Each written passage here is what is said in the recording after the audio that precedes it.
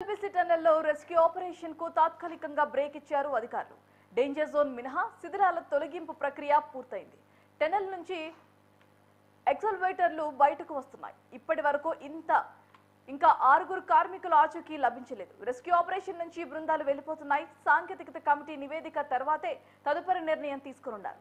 63 రోజుల పాటు నిర్విరామంగా రెస్క్యూ ఆపరేషన్ జరిగింది. నివేదిక వచ్చేందుకు 3 నెలల సమయం పట్టే అవకాశం ఉండటంతో అప్పటి వరకు తాత్కాలికంగా రెస్క్యూ ఆపరేషన్ కు బ్రేక్ వేశారు.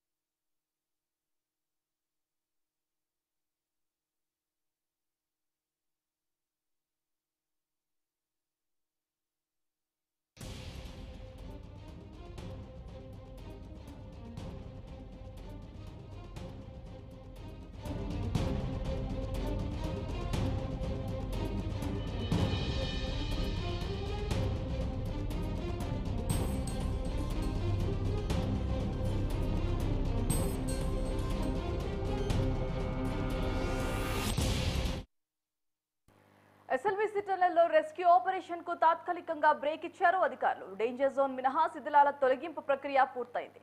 టన్నెల్ నుంచి బయటకు వస్తున్నాయి. ఇప్పటి వరకు ఇంకా 6 కార్మికుల ఆచూకీ లభించలేదు.